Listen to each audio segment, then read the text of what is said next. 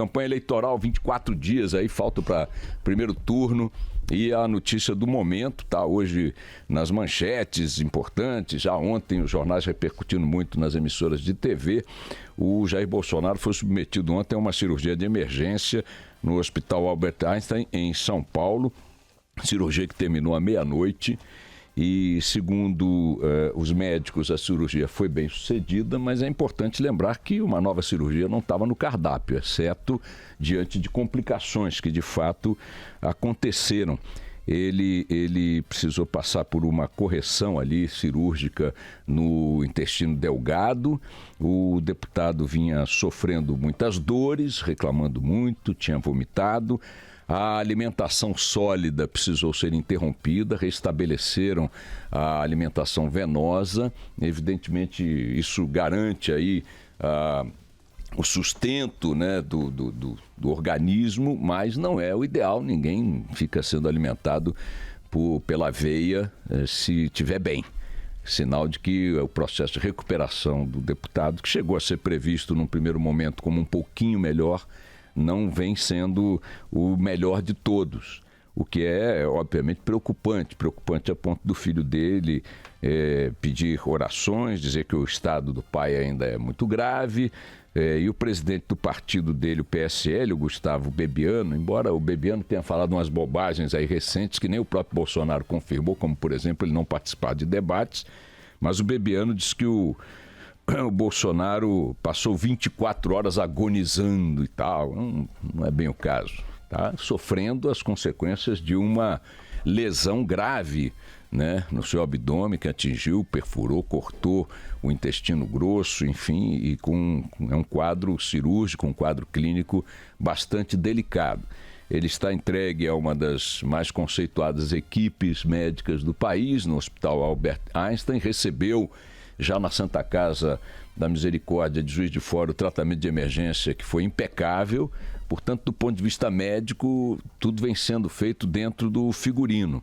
Mas é preciso que o organismo, né, que a pessoa ferida, reaja positivamente, e isso não está acontecendo dentro do que seria ideal, o que esta nova cirurgia de ontem comprova. A questão agora, além da principal aspecto, que é torcer para que o cidadão Jair Bolsonaro se recupere, a questão no campo político eleitoral é que a cada complicação adicional dilata-se a possibilidade de Bolsonaro retomar a campanha na sua plenitude.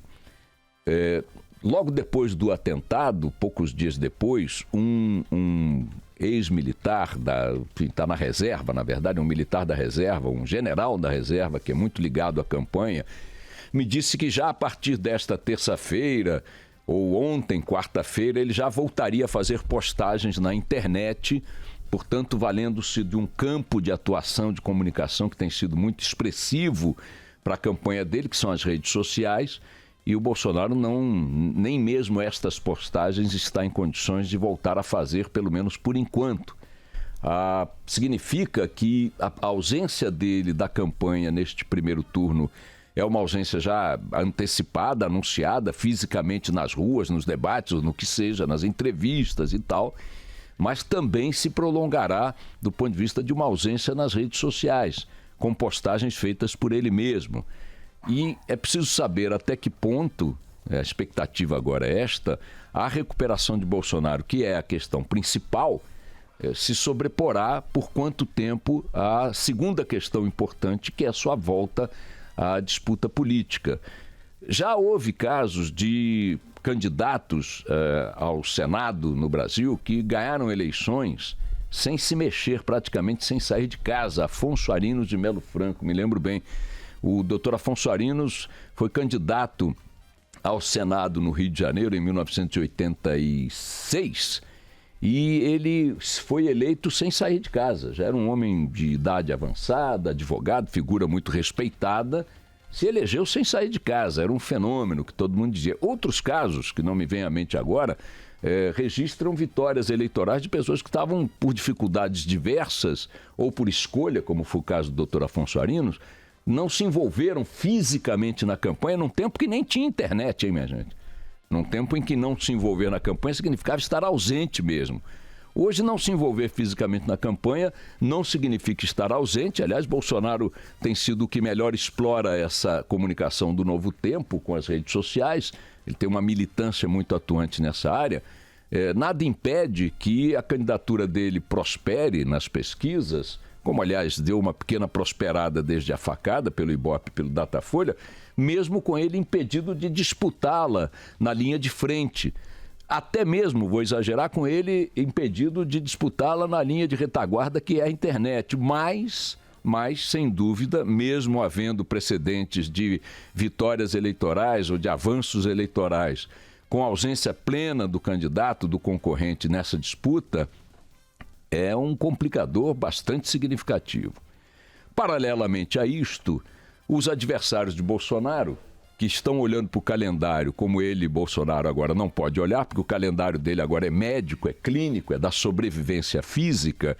Os outros que estão na sobrevivência política eleitoral voltaram ou mantiveram a subida de tom nos ataques aos adversários. E os adversários preferidos dos demais, desde os últimos 2, 3 dias, tem sido o Haddad, agora definitivamente colocado como candidato à presidência da República, depois que o PT desistiu de mais 130 recursos aí que poderia fazer na justiça, e o próprio Bolsonaro, que continua liderando com folga nas pesquisas. Ontem, o Ciro Gomes atacou Bolsonaro, dizendo que ele, se for eleito, ele abandona a política, que não é possível colocar uma figura como essa no comando do país. Até a moderadíssima Marina Silva atacou Haddad, dizendo que um poste, se for eleito um poste para a presidência da República, o país vai quebrar.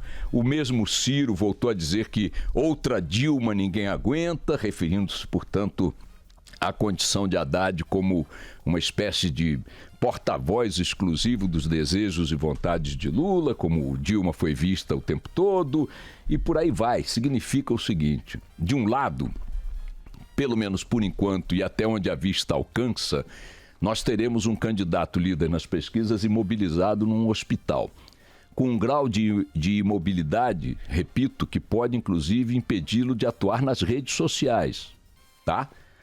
Do outro, uma campanha que, tendo inclusive como alvo prioritário, ao lado de Haddad, subirá o tom nos ataques dos quais ele não poderá se defender pessoalmente.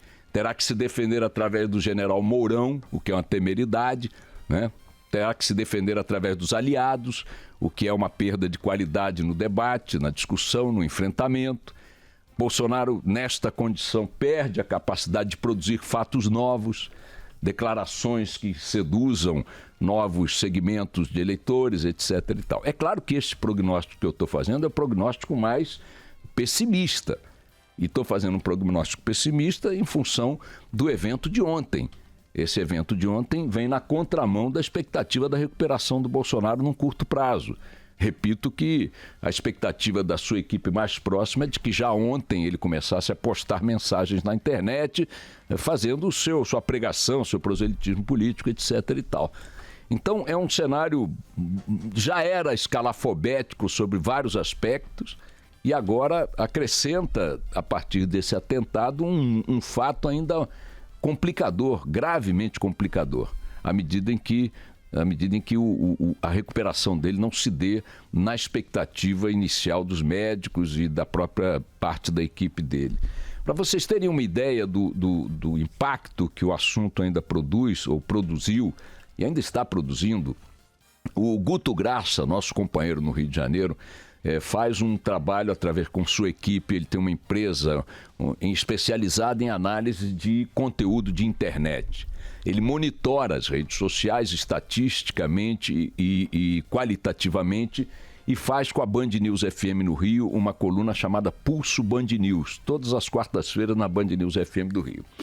Ele revelou ontem pra gente que nas primeiras 24 horas após o atentado da quinta-feira passada, está fazendo uma semana hoje, ele revelou que as postagens fazendo referências ao atentado foram 12 vezes mais numerosas do que nas primeiras 24 horas da prisão do Lula. Vejam, a prisão do Lula foi um fato marcante, mas muito marcante na política brasileira. Um assunto sobre o qual o país inteiro falou e continua falando intensamente. Pois bem, comparado o movimento de postagens na internet nas primeiras 24 horas após a prisão do Lula com as primeiras 24 horas após a prisão do Bolsonaro, este segundo... o atentado contra o Bolsonaro, este segundo evento teve 12 vezes mais postagens. Um outro corte curiosíssimo, para vocês verem o quanto isso ainda está impactando e pode produzir consequências eleitorais imprevisíveis, é que 2,5 milhões de internautas monitorados pelo Pulso Band News no Rio não faziam há 3 meses postagens de conteúdo político, de qualquer natureza. Eles monitoram esse grupo porque é um grupo curioso, que resiste a ficar participando do debate, da discussão, da radicalização. A gente está tratando de outros assuntos. 2,5 milhões são caracterizados com esse grupo. Pois bem, desses 2,5 milhões, 30% passaram a fazer postagens comentando o atentado a Bolsonaro e coisas políticas a partir daí. Sendo que desses 30%, num primeiro momento, outros 30% sugeriram que o atentado tinha sido uma armação, ou seja, postagens negativas para Bolsonaro, mesmo com ele no hospital. Esse número, 48 horas depois de postagens negativas sugerindo que tinha sido uma armação, caiu para 8%. Ou seja, não só o fato colocou na discussão eleitoral eleitores que não estavam interessados no assunto, como houve uma redução significativa destes novos interessados em política, que tendo uma primeira reação antipática, adversa a Bolsonaro, reduziram esse tom de crítica consideravelmente nas 48 horas seguintes. Isso dá um termômetro, estamos falando aí de monitoramento na área do Rio de Janeiro, mas isso dá um termômetro do que possa estar sendo o fenômeno nacional na sequência desse atentado. Vem aí uma pesquisa do Datafolha, a segunda pesquisa agora vai ser divulgada amanhã. O campo começou hoje, muito provavelmente impactado por essas novas manchetes da cirurgia realizada ontem. E o que esta nova pesquisa do Datafolha indicará, e na sequência do Ibope, segundo as palavras do próprio diretor-geral do Datafolha, Mauro Paulino, é uma tendência que já se poderá considerar sólida em relação ao fenômeno. Que tendência o fenômeno produziu? Não é o primeiro impacto, que pode estar sujeito ao que ele chama de volatilidade, não. Já será um indicador, uma diretriz mesmo dos humores do eleitorado em função do impacto produzido pelo atentado. É esperar para ver as próximas horas e torcer para que o país consiga achar um caminho, porque está complicado, viu? Vamos nessa.